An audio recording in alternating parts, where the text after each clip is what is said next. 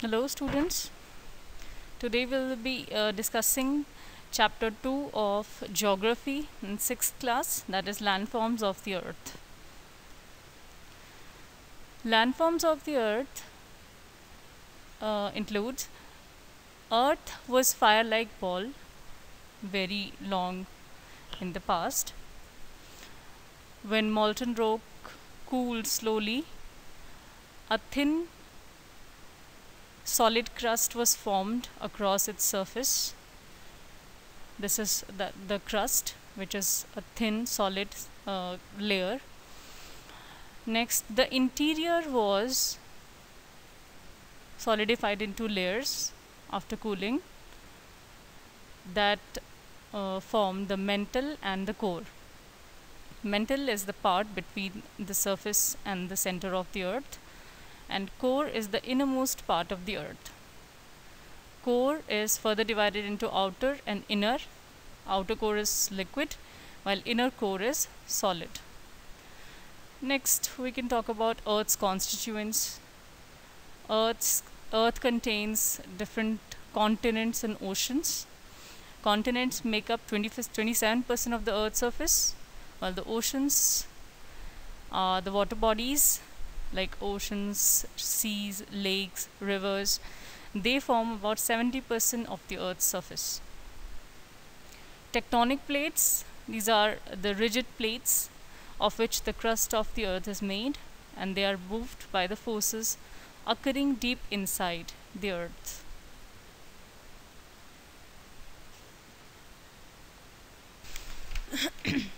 Now we will be talking about the processes that shape the earth's surface. The processes are endogenous and exogenous processes. Endogenous processes are involved in the inside of the earth, that is the tectonic processes and igneous processes. These endogenous processes are those that are active below the crust of the earth, and they cause the crust to move. These processes are slow but very powerful, and they form the continents and oceans and other landforms on the earth.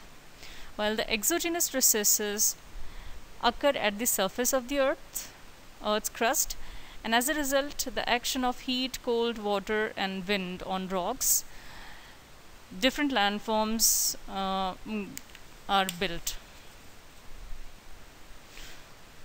Tectonic processes include faulting and folding.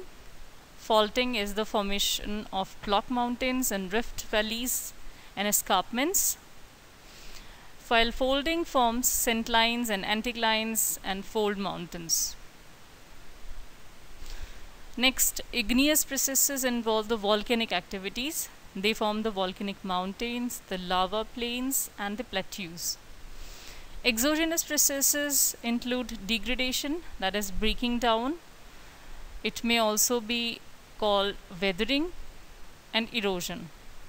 Weathering is the natural breakdown of rocks. It may be mechanical or chemical. Mechanical is the breaking of big rocks into smaller ones, while chemical involves changes in the surface by the change in shape and color of the rocks. Erosion is the movement of weathered rocks naturally. Weathering doesn't involve any kind of movement of rocks, but erosion involves the movement of weathered rocks. Aggradation is building up, that is deposition. Deposition of sediments, you can call it. Next comes differentiation between endogenous and exogenous processes. Endogenous processes are active below the earth's crust, while exogenous processes, they occur at the surface of the earth.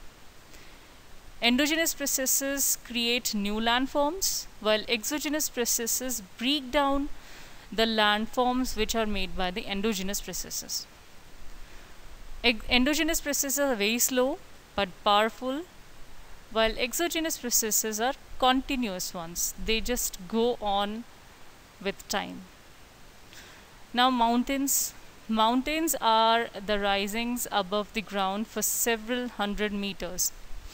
Mountains are mostly less than 600 meters in height. Those mountains which are less than 600 meter in height are called hills, while they can be even more than while the height can be even more than 600 meters. They have ridges. Ridges are the long continuous top of mountains, and they may have pointed tips which are called peaks. A long line of mountains which is connected together form the mountain range. When you see several mountains in a line, you can call them a mountain range, while many parallel mountain ranges constitute a chain of mountains. The Himalayas in India, Alps in Europe, Rockies in North America, and Andes in South America are the examples of mountains. Now, what are the kinds of mountains? Well, there are three main kinds. First is fold mountains, block mountains, and volcanic mountains. Fold mountains are made up of several rigid plates called tectonic plates. When these plates they move constantly, they give rising. The two tectonic plates are pushed towards each other, and the land between them is squeezed and thrown up in a series of massive folds. These are called fold mountains. They are formed over millions of years, and they can be young or old. Young mountains are the Himalayas, and old mountains are the Aravalis in India. Next comes the block mountains. Block mountains are formed by the massive parallel cracks that occurs inside the earth. The land is pushed up as a result of these cracks, and it is called a block mountain. And the land which is pushed down is called a rift valley. We'll be discussing about it in the later slides.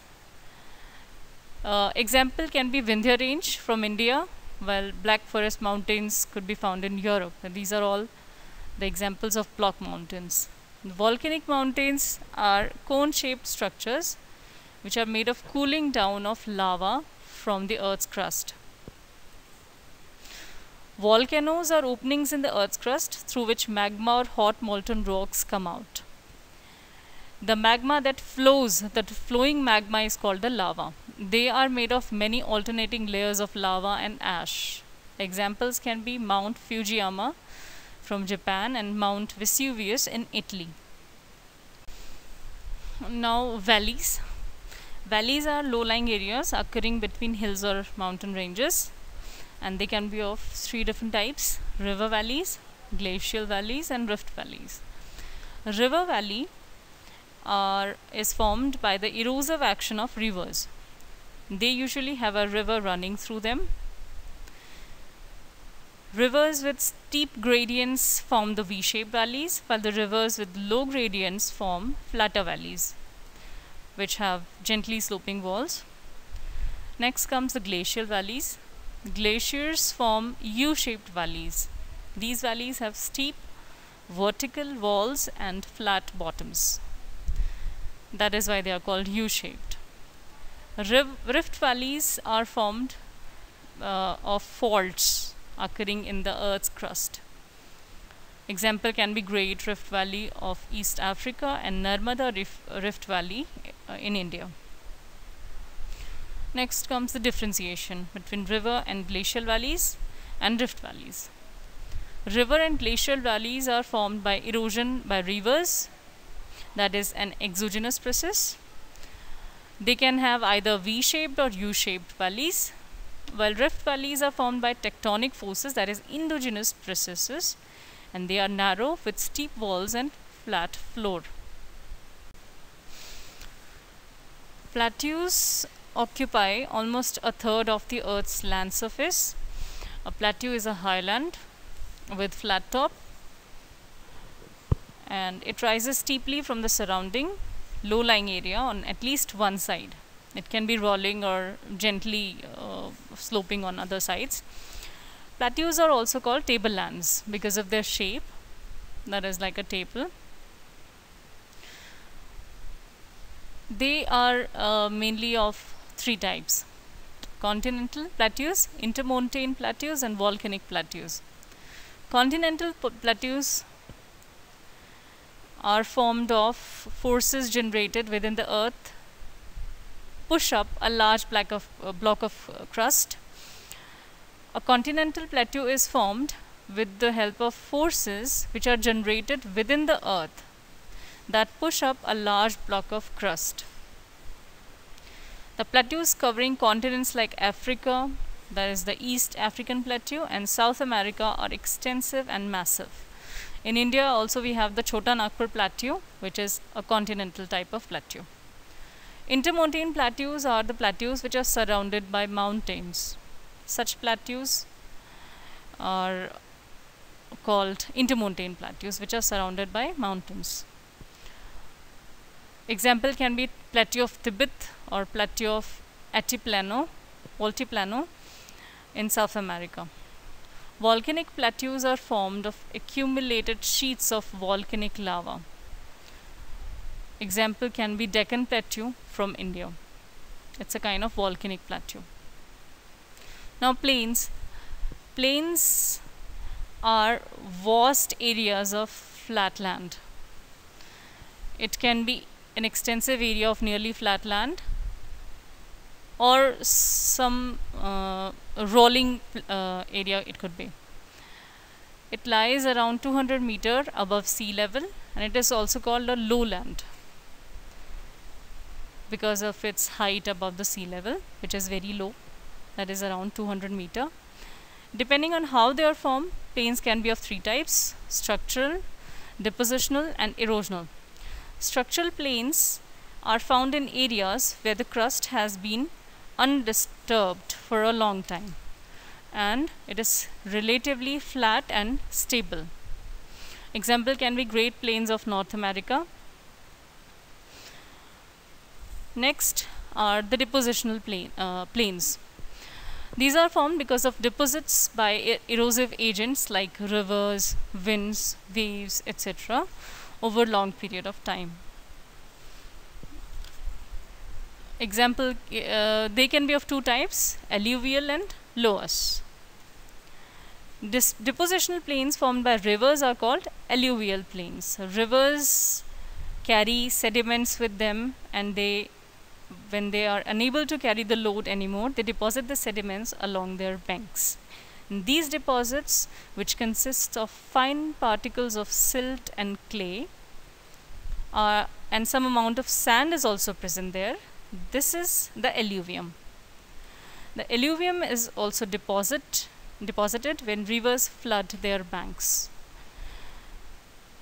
Next are the depositional plains can be formed by winds and glaciers, and such kind of depositional plains are called loess. Loess is the fine mineral-rich material formed by wind erosion. It is carried by the wind and deposited over lowlands. Example can be Pampas in Argentina.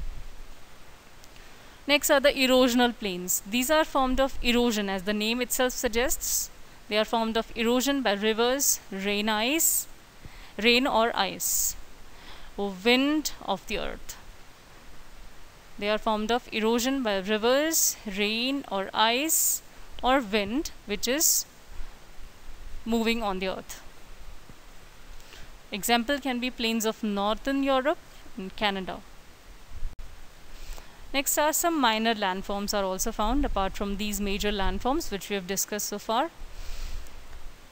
Peninsula, isthmus and islands. These are some of the minor landforms that are found on the Earth's surface. Peninsula is a piece of land which is surrounded by water bodies on three sides and large landmass on the fourth side. Indian Peninsula and Italian Peninsula are the examples of peninsula.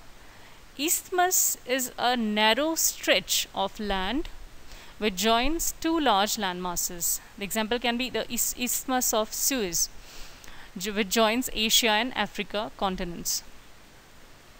Island, it is a piece of land which is surrounded by water on all sides. Example can be Sri Lanka and Great Britain. Next comes the life of people in plains and mountains. How do the life of people in plains differ from the life of people in mountains? So we can have the first point as farming and building houses is easier in plains as compared to that of mountains, because mountains have slopes, and it's not easy to climb on the mountains. So it's definitely it will be more difficult to build houses on the slopes. Next comes more means of transport, definitely because of the terrain, difficult terrain in mountains. The means of transports are less, while the means of transport are more in the plains. And it is easier to inhabit, that is, people find it more easier to live in plains as compared to that of the mountains, because less facilities are available in plains, as roads, highways can only be built in plains rather than mountains. More easily, we can say. More prone to population, yeah, definitely in plains are more populated, while mountains are less populated or sparsely populated, you can say. These are both one and the same things. Now, landforms of the earth, how they have been important for India. In India, in north, there are Himalayas. As you can see, the picture, Indo-Gangetic Plain. Above this Indo-Gangetic Plain is the Himalayas. In between lies the Indo-Gangetic Plain and the Deccan Plateau, the Vindhya and Satpura mountain ranges, and Great Indian Desert towards the Rajasthan and Gujarat, and the Western Ghats and Eastern Ghats on the coastlines, you can say. India is surrounded by three sides by water, that you all know. The Himalayas, they act as a barrier against invaders. So Indo-Gangetic Plain, it has many during the earlier times, many powers have fought to have control over this region, because this was the most fertile region in India. This is, in fact, even today we have the most fertile region in India is the Indo-Gangetic Plain, and about 1/4 of the Indian population resides here. The Vindhya and Satpura mountain ranges in central India, they protect South India. They have protected South India for long from invasions from the north. And thus we can say that is the reason why the southern region remained politically and culturally stable as compared to that of the northern region. Long coastline has enabled India to be an important center of international trade and thus made India wealthy in those times. However, in later periods, this also enabled many foreign invaders to come to India and have power, have control over the Indian subcontinent. So that's all with the chapter. Thanks and have a nice day.